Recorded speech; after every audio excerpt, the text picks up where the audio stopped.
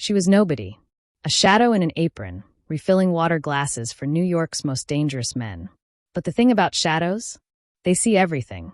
And on one frozen February night, when an old king spoke words meant only for the dead, the shadow answered back.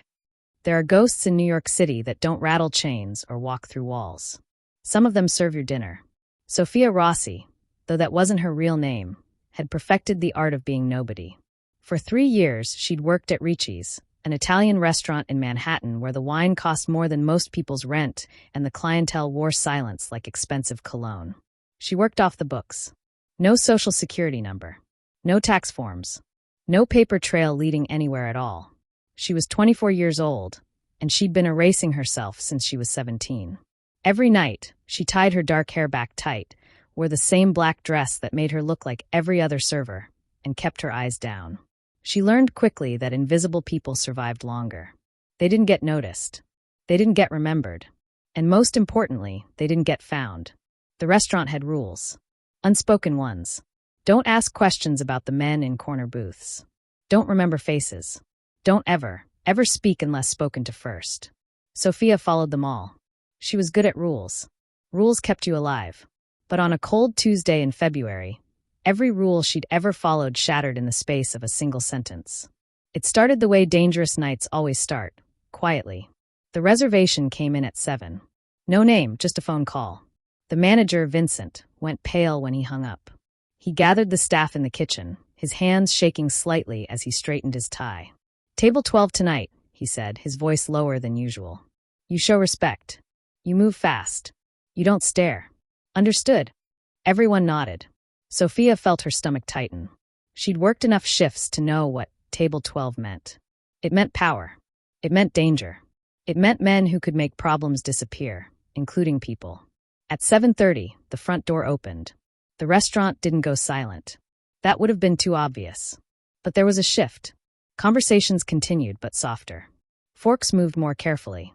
Everyone suddenly became very interested in their own plates. Sophia was refilling water glasses 3 tables away when she saw him. Don Salvatore Moretti. Even if you didn't know his name, you'd know what he was. He moved like gravity bent around him. Late 70s, white hair combed back, a suit that cost more than Sophia earned in a year. His face was weathered like old stone, hard, permanent, carved by decades of decisions most people would never have to make. Behind him walked his son. Dante Moretti was everything his father was, compressed into a younger, sharper form. Mid-30s. Tall. Dark eyes that scanned the room like a hawk looking for movement in tall grass. He wore his authority differently than his father. Quieter, more controlled, but somehow more dangerous because of it. Sophia turned away immediately. She knew that look. That was the look of someone who noticed things. And she couldn't afford to be noticed. They sat at table 12. The server assigned to them, Marco, who'd worked there for 15 years, approached with perfect deference. Sophia stayed on the other side of the room, keeping busy, keeping invisible. She was good at this. She'd survived 3 years by being good at this. The dinner proceeded normally for the first hour. Salvatore ate slowly, occasionally speaking to Dante in low tones. Other diners pretended not to watch. The staff moved like ballet dancers, precise and soundless. Sophia was clearing a table near the kitchen when it happened. Salvatore's voice rose. Not shouting, men like him didn't need to shout, but loud enough to carry. And he was speaking Sicilian. Not the Sicilian you'd hear in a tourist phrase book. This was older, deeper. The dialect from mountain villages where families had lived for 1,000 years, where grudges outlasted empires and blood meant everything. Sophia's hands froze on the plates she was holding. She understood every word. "These people," Salvatore was saying, his tone dripping with contempt. "They dress well and they smile, but they don't understand. They've forgotten what it means to have roots that go down deep enough to strangle you." It was a test. Sophia realized it instantly. He was speaking words that almost nobody under 50 would understand, in a dialect that was dying with the old generation. He was checking to see if anyone was listening. If anyone was worth listening. The smart thing, the only thing, was to keep walking. Sophia took one step toward the kitchen. Then Salvatore said something else. Something that made her blood turn to ice. He used a phrase, an insult really, that dated back to feuds older than America itself. A phrase that implied weakness, cowardice, the kind of insult that started wars generations ago. And without thinking, without stopping to consider what it would cost, Sophia spoke. Lulapu casi lagna non cacha. The wolf that complains doesn't hunt. It was a proverb. Old Sicilian wisdom. The kind of thing her father used to say when she was small, when the world made sense, before everything burned. The restaurant didn't go silent this time. It froze. Every conversation stopped. Every fork suspended in midair. Marco dropped a napkin. Even the kitchen went quiet. Because that proverb, that specific response to that specific insult, came from one place. One family. One bloodline that everyone knew was dead. Sophia felt Dante's eyes lock onto her before she even turned around. She'd made a mistake. The kind of mistake you don't come back from. Her hands were still holding the plates. They were shaking now. She set them down carefully on the nearest table. Muscle memory, training, the habits of invisibility, even as everything collapsed. And then she did the only thing left to do. She ran. The kitchen door slammed behind her. She grabbed her coat from the hook, her bag from the locker, and went straight for the back exit. Behind her, she heard shouting. Chairs scraping. Dante's voice cutting through the chaos. Find her. The alley was dark and narrow, smelling of old garbage and February rain. Sophia's feet hit the wet pavement, and she ran like she'd trained herself to run. Efficiently, without panic, knowing exactly where she was going. 3 years of planning for this moment. 3 years of escape routes and safe houses and emergency bags hidden in 3 different locations across the city. She'd known this day would come. She just hoped it would take longer. She made it 4 blocks before Dante caught up to her. He didn't grab her. He didn't have to. He just appeared at the end of the alley she'd ducked into, blocking her exit. Behind him, 2 other men. Both armed, she was certain, though their hands stayed by their sides. That's far enough, Dante said quietly. Sophia's back hit the brick wall. Her breath came fast and hard, fogging in the cold air. Every instinct screamed at her to fight, to run, to do something. But she'd run out of somewhere to go. I'm not going to hurt you, Dante continued, taking 1 careful step forward. His voice was controlled, but she could hear the tension underneath. But I need to know who you are. Because what you said back there, he paused, his jaw working. That language, that proverb, only one family used it that way. Sophia pressed her shoulders against the wall, buying herself 1 more second. Then she lifted her chin. My name, she said, her voice steadier than she expected, isn't Sophia Rossi. Dante waited. It's Sophia Valente. The name hung in the air like a gunshot. Valente, the rival family, the bloodline that had fought the Morettas for 3 generations over territory, respect, and old slights that nobody could even remember anymore. The family that had been wiped out in a single brutal night 20 years ago.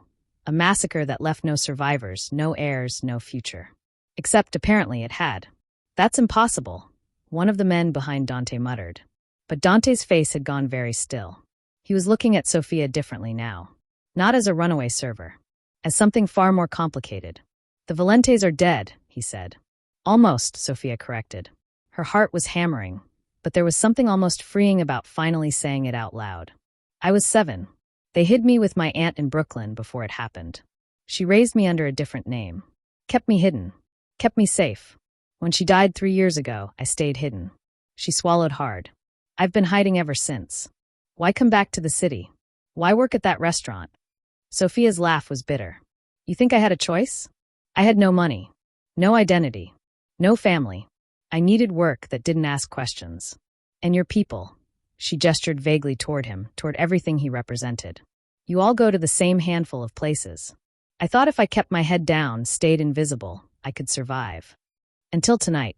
Until tonight, she agreed. Dante studied her face, and Sophia could see him working through it. The timeline, the implications, the danger she represented just by breathing. If you're really a Valente, he said slowly, then you know what this means. It means your father has every reason to kill me. I know. It means more than that. Dante took another step closer. If you're a Valente, then you might know things. Where the bodies are buried. Literally. What deals were made. What leverage your family had. Sophia's expression didn't change, but something flickered in her eyes. Dante saw it. You do know something. She said nothing. Sophia. His voice dropped lower, almost urgent. If you have information, if there's anything from that time that survived, you need to tell me. Because if my father thinks you're a threat, hiding won't help. Running won't help. The only thing that might help is if you have something valuable enough to trade. For a long moment, they stared at each other. Two people from families that had spent decades trying to destroy each other, standing in a dirty Manhattan alley, deciding whether truth was worth the risk. Finally, Sophia reached into her bag. Dante's men tensed, hands moving toward their weapons. Dante held up one hand, stopping them. Sophia pulled out a key. Old brass, worn smooth. Nothing special to look at. "There's a storage unit," she said quietly. "In Queens. My father, before he died, he gave this to my aunt. Told her if anything ever happened, to keep it safe. To give it to me when I was old enough to understand." "Understand what?" Sophia's eyes met his. That the Valentes and the Morettas weren't the only players in the game. That there were others. People higher up the chain. People who made deals with both families, played both sides, profited while we killed each other. She held up the key. "My father kept records. Names. Bank accounts. Photographs. Evidence of every dirty deal, every corrupt official, every skeleton in every closet. He called it insurance." Dante's expression had gone very still. "You're telling me your father had leverage on the entire—" "On everyone," Sophia confirmed. "The families. The politicians. The judges. Everyone who made the old system work. It was supposed to keep us safe. It didn't. But it still exists." "Show me." It wasn't a request. Sophia hesitated. Once she showed him, there was no taking it back. No more hiding. No more being invisible. She'd be betting everything on the hope that Dante Moretti was different from his father. That he might see value in truth instead of just eliminating the last witness to a war everyone wanted to forget. But what choice did she have? He'd found her. If she ran now, she'd be running forever. And she was so tired of running. "Okay," she said. "But we go alone. Just you and me." Dante considered this. Then he nodded to his men. "Wait at the car." They didn't like it, but they obeyed. Sophia led Dante through the streets of Manhattan, then down into the subway. They rode in silence, standing apart, watched by late-night commuters who had no idea they were looking at two ghosts from New York's bloodiest history. The storage facility in Queens was the kind of place that didn't ask questions as long as you paid in cash. Sophia had been paying monthly from her tips, keeping her father's legacy locked away. Unit 247. Third floor. At the end of a fluorescent-lit hallway that smelled like dust and old cardboard. Sophia unlocked the door. The unit was small, maybe 6 feet by 8. Inside were 3 boxes. That was all. 3 boxes containing the accumulated secrets of 2 decades of crime, corruption, and compromise. Dante stepped inside, opened the first box, and went very quiet. Photographs. Ledgers. Documents. Everything Sophia had promised, and more. He picked up one photo. A senator shaking hands with a known underboss at a restaurant similar to Ricci's. Another showed a police captain accepting an envelope. A third showed 2 rival bosses sitting down together, smiling like old friends. "Jesus," Dante breathed. "If this got out, it would end everything," Sophia finished. "That's why my father kept it. That's why he died protecting it. And that's why I've stayed hidden. Because the moment anyone knew this existed, I'd become the most valuable and most dangerous person in the city." Dante looked at her with something like respect. "You've been sitting on this for 3 years? What was I supposed to do with it? I'm 24 years old. I have no family, no connections, no protection. The moment I tried to use this, I'd be dead." She gestured to the boxes. "So I kept it locked away. Kept myself locked away. Waited. For what? I don't know. For the world to forget about the Valentes, maybe. For enough time to pass that I could just disappear completely." She looked at him. "But that's not going to happen now, is it?" Dante didn't answer right away. He was still processing, still understanding the magnitude of what he was looking at. Then his phone buzzed. He pulled it out, frowned at the screen. Answered. "What?" Sophia couldn't hear the voice on the other end, but she saw Dante's face change. Saw the color drain from it. "When?" he said sharply. "How many?" A pause. "Get everyone to, no, forget the restaurant. Get them to the safe house. Now." He hung up. Looked at Sophia. "We need to leave," he said. "Right now." "What happened?" "Someone just hit Enzo's place." Sophia's blood went cold. "Enzo? Your aunt's old neighbor. The one who helped her hide you." Dante was already moving, pulling her toward the door. "Someone new.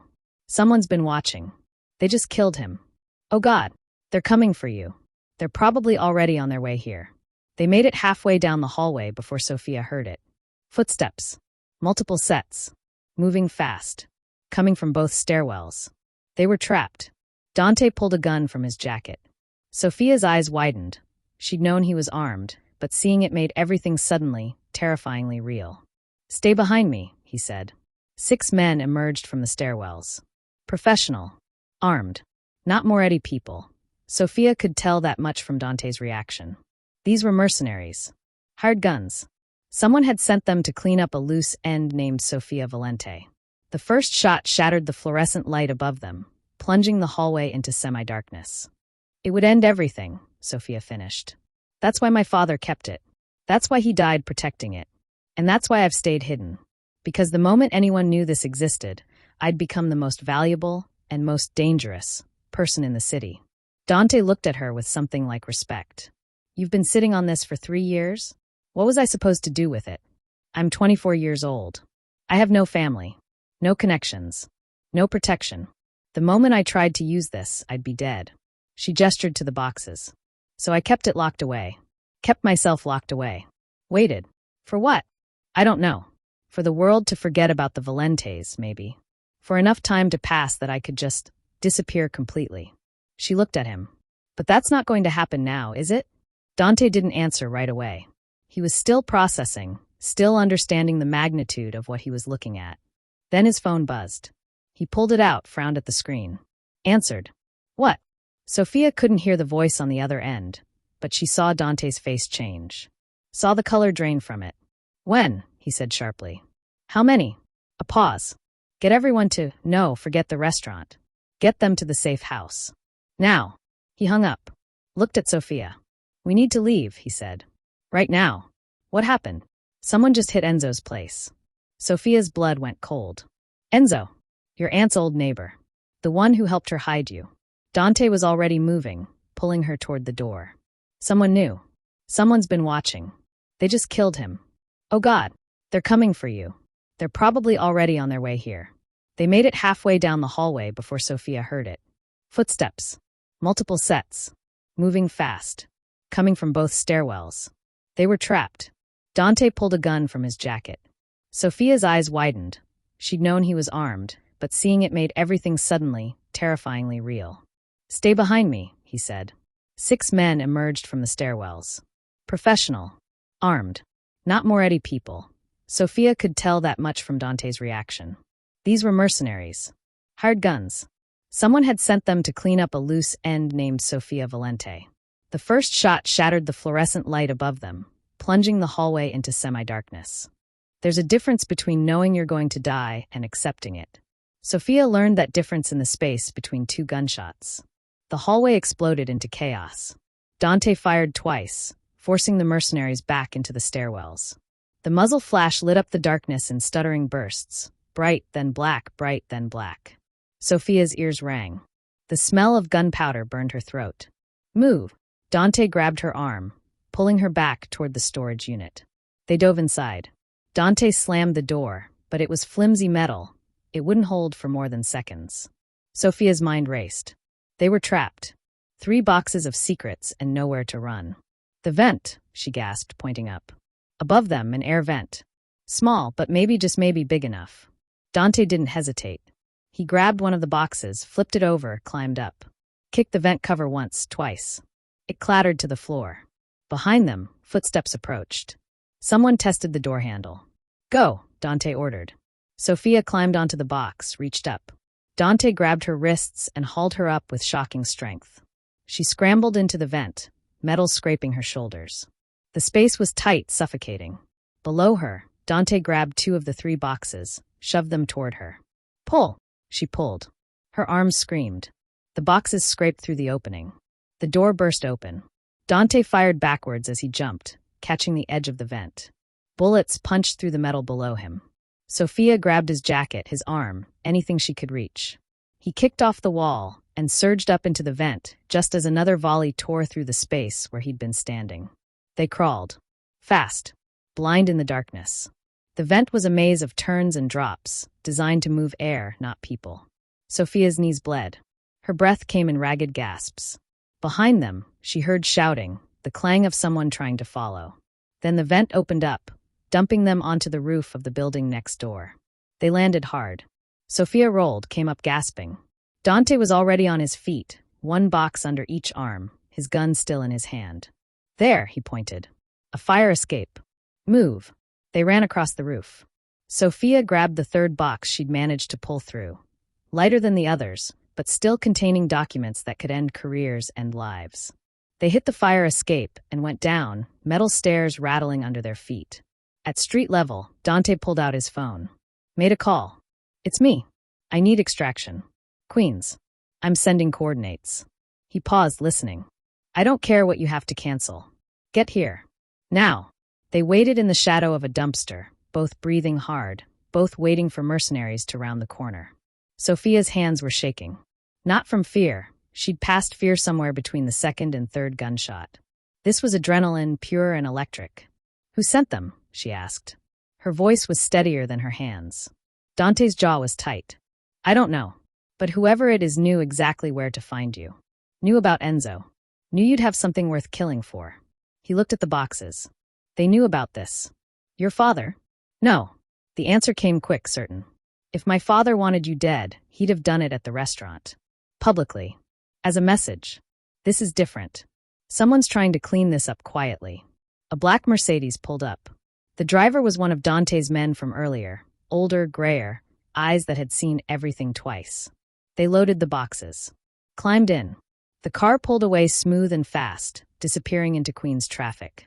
Sophia sat back against the leather seat and closed her eyes. She was alive. For now. But everything had changed. She couldn't hide anymore. The invisible girl was gone.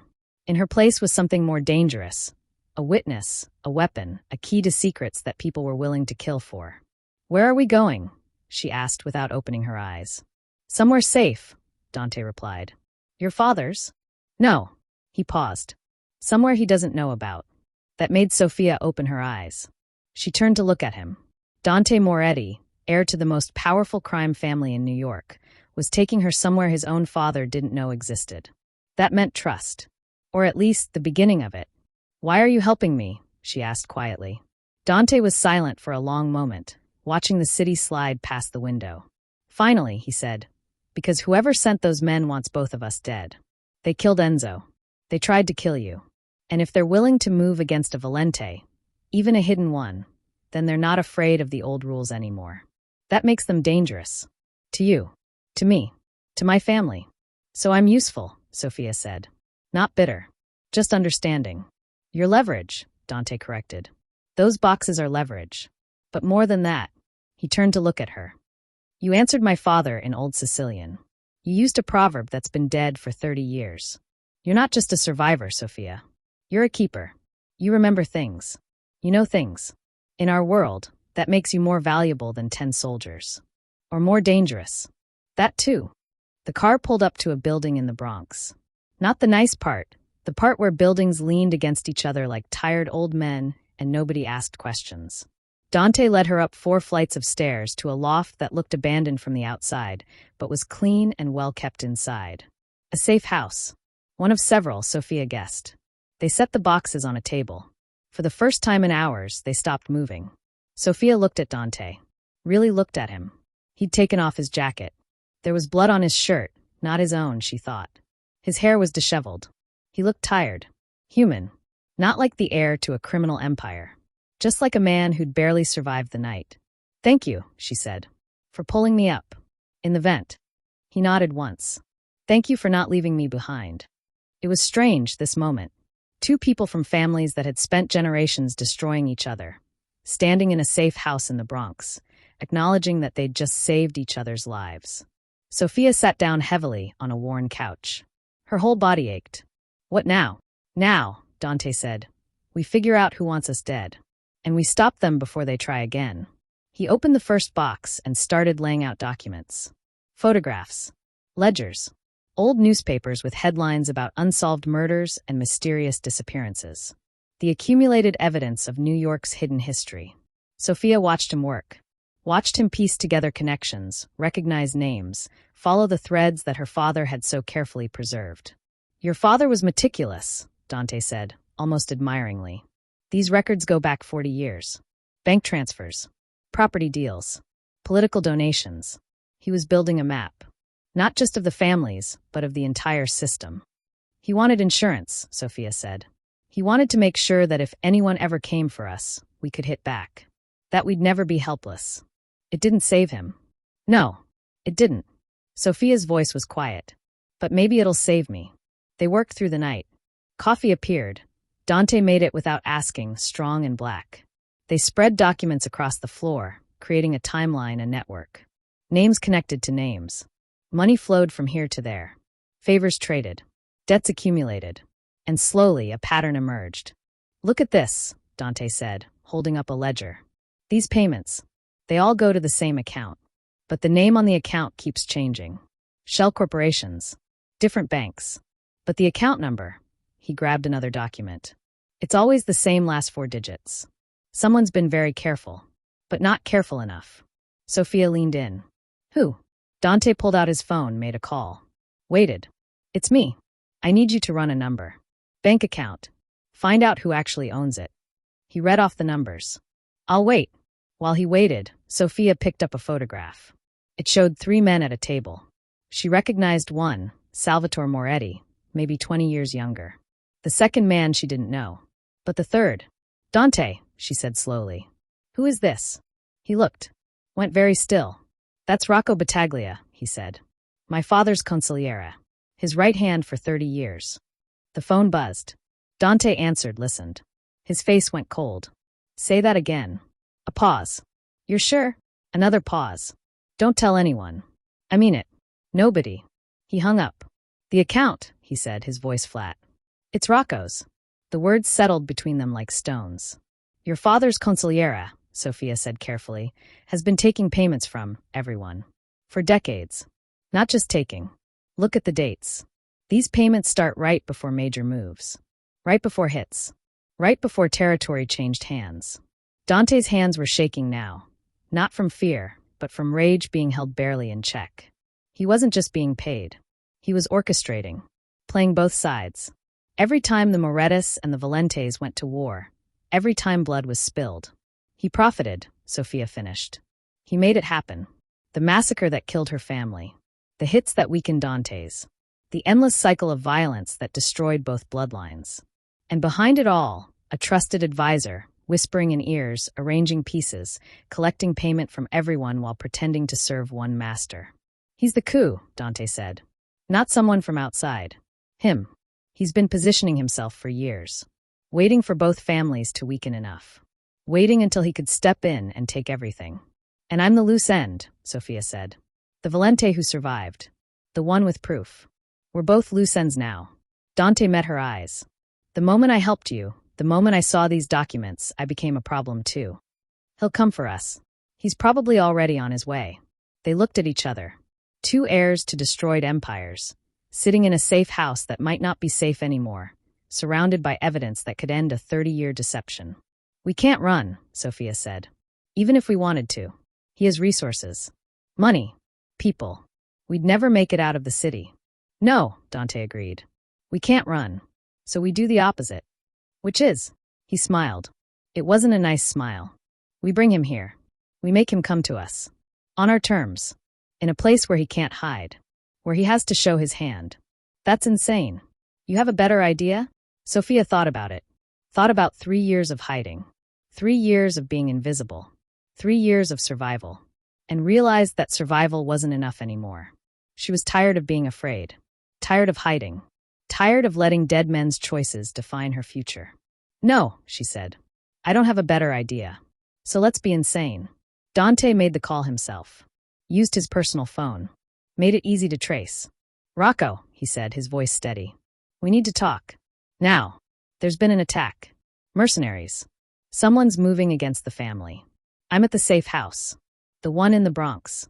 Come alone. We can't trust anyone else." On the other end, Rocco's voice was smooth, concerned, perfectly calibrated. "Dante, are you hurt? What happened? Just come. And Rocco, bring my father. He needs to hear this." He hung up. Sophia stared at him. "You just invited your father. The man who has every reason to kill me. I invited both of them, Dante corrected. Because this ends tonight. One way or another. We either prove Rocco's betrayal, or... He didn't finish the sentence. Or we die, Sophia thought. They had maybe an hour. They used it to prepare. Laid out the documents. Created a timeline on the wall. Made the evidence impossible to ignore. Sophia worked quickly, her hands steady now. This was it. The moment where hiding ended. Where truth became a weapon. At midnight, footsteps on the stairs. Dante stood by the door, his gun visible but not aimed. Sophia stood by the window, escape route planned, just in case. The door opened. Salvatore Moretti entered first. He looked older than he had at the restaurant. Or maybe Sophia was just seeing him clearly now. Behind him came Rocco. 60-something, gray hair, expensive suit, eyes that had seen every trick twice. He looked concerned, loyal, trustworthy. He looked like a lie. Dante, Salvatore said, his voice gravelly. Then he saw Sophia. His eyes narrowed. The girl from the restaurant. Sophia Valente, Dante said clearly. The last of the Valente bloodline. And the keeper of her father's secrets. Salvatore's hand moved toward his jacket. Dante's gun came up. Before you do anything, Dante said quickly, you need to see this. Both of you. Everything we found tonight. Everything that's been hidden for 30 years. The Valentes are dead, Salvatore growled. This girl is the reason we're all still alive, Dante interrupted. And the reason we almost died tonight. Someone sent mercenaries. Someone who knew about her. Someone who knew what she had. Someone who wanted us both dead. Rocco stepped forward, his face a picture of concern. Dante, what are you talking about? Mercenaries? Where? Queens, Sophia said, speaking for the first time. Her voice was clear, strong. A storage facility. Where my father kept his insurance. Records of every deal, every payment, every piece of leverage accumulated over 40 years. She gestured to the wall. Including payments to a shell account. Payments that trace back to you, Rocco. The room went very, very quiet. Rocco's face didn't change. But something shifted in his eyes. A calculation. A decision being made in real time. That's ridiculous, he said smoothly. Dante, you can't trust her. She's a Valente. They're liars by blood. She's trying to turn us against each other. Show him, Dante said to Sophia. She pulled out the ledger. The photographs. The bank records. Laid them out one by one. Each piece of evidence a nail in a coffin that had been building for decades. Salvatore picked up a photograph. His hands were shaking. Rocco, this is you. With Vincent Caruso. 2 weeks before he was killed. You told me you didn't know who hit him. Don Salvatore, I can explain. You took money. Salvatore's voice was rising now. From the Valentes. From the Russos. From the Colombians. You took money from everyone. I was protecting the family. Rocco's composure was cracking now. You don't understand. The old ways were dying. The feds were closing in. I was building a new foundation. A new system. I was saving us. By killing us, Sophia said quietly. By orchestrating wars. By making sure both families destroyed each other. By waiting until you could step into the vacuum and rule what was left. Rocco's hand moved toward his jacket. 3 guns came up simultaneously. Dante's. Salvatore's. And from the kitchen doorway, one of Salvatore's guards who'd been waiting outside. Rocco froze. You were my friend, Salvatore said. His voice was thick with something that might have been grief. For 30 years. I trusted you with everything. You trusted me with a dying empire, Rocco shot back. An old man's pride. I built something better. Something that would have lasted. And I would have shared it with you. With Dante. If you'd been smart enough to see it. You killed children, Sophia said. My family. My father. My cousins. Children who never hurt anyone. You orchestrated that. For money. Rocco's eyes met hers. Cold now. The mask finally fully dropped. Your father was weak. He kept records instead of taking action. He could have ruled this city. Instead he played it safe. Collected insurance. And taught his daughter to hide in restaurants. He almost laughed. You're both exactly like him. Too scared to take what's yours. You're wrong, Sophia said. My father knew something you never learned. Power isn't about taking. It's about knowing when to strike. And when to wait. He waited. I waited. And now, she gestured to the evidence surrounding them. Now you lose. For a long moment, no one moved. Then Salvatore spoke. You have a choice, Rocco. You can walk out that door and run. Tonight. Now. Disappear. Never come back. Or. Rocco's voice was bitter. Salvatore's gun didn't waver. Or I finish this the old way. Rocco looked at the evidence. At the guns. At 30 years of careful deception unraveling in a single night. And then he did something unexpected. He laughed. You think this ends it? He asked. You think killing me stops what I built? I have people everywhere. In your organization. In what's left of the Valentes. In the police. In the courts. You kill me, and tomorrow 10 men step forward to claim what I started. Maybe, Dante said. But they won't have this. He tapped the documents. This proof. This evidence. And more importantly, they won't have her. He gestured to Sofia. A Valente. Alive. Allied with a Moretti. You know what that means? It means the old war is over. It means the feud's end. And anyone who tries to restart them has to go through both bloodlines. United. Rocco's smile faded. You wanted a new system, Sofia added softly. You're going to get one. Just not the one you planned. Salvatore cocked his gun. The sound was very loud in the quiet room. I loved you like a brother, he said to Rocco. But you betrayed us all. For that, there's only one answer. The shot was loud. Final. Absolute. Rocco fell. Salvatore stood over him for a long moment. Then, moving like a man who'd suddenly aged a decade, he lowered his gun and turned to Sofia. You have your father's eyes, he said quietly. And his courage. I didn't know any Valentes survived. If I had. He stopped. It wouldn't have mattered. The war was old. The hate was old. We were all just following scripts written by dead men. The war is over now, Sofia said. Unless you want to restart it. Salvatore looked at his son. At the girl from the enemy bloodline. At the evidence that proved their families had been pawns in someone else's game for decades. No, he said. No more war. The old debts. He made a gesture, almost helpless. They're paid. In blood. Too much blood. Let it end. He turned to leave, then paused. Your father, he said to Sofia without looking back. Giovanni Valente. He once saved my life. In '88. I was cornered, outnumbered. He could have let me die. Could have ended the Morettis right there. But he pulled me out. Said something to me. Sofia waited. He said, today I save you. Tomorrow, maybe you save me. That's how we survive, not by killing each other, but by remembering we're all just men. Salvatore's shoulders sagged. I never forgot, but I never repaid it either. Not until tonight. Now the debt is cleared. He walked out. His guard followed, dragging Rocco's body. Sofia and Dante stood in the sudden quiet, surrounded by evidence of betrayal and 30 years of wasted blood. What happens now? Sofia asked. Dante looked at her. Now you're not hiding anymore. You're Sofia Valente, the last of your line. You have proof, leverage, and my father's protection, which, for what it's worth, means something. And the evidence? We keep it. Some of it goes to the feds. Clean out the corruption, let them do their job. The rest, he gestured to the boxes, stays with us. Insurance, like your father intended. Sofia moved to the window. Dawn was breaking over the Bronx. The city was waking up, and somewhere in it, people were starting their days with no idea that the old order had just ended in a loft above a Chinese restaurant. I thought leverage was about having something people wanted, she said. Dante came to stand beside her. It is. My father's book. The evidence. It doesn't exist anymore. Not the way people thought. The power wasn't in the pages. It was in knowing what to do with them. When to show them. When to hide them. When to burn them. You destroyed it? Not destroyed. Transformed. She smiled slightly. The book is gone. But I remember everything in it. Every name. Every transaction. Every secret. And now, so do you. The leverage isn't the paper. It's us. We're the book now. Dante was quiet for a moment. Then he laughed, real, genuine, surprised. Your father taught you well. He taught me to survive. I taught myself to win. Sofia turned to face him. So what's the new system?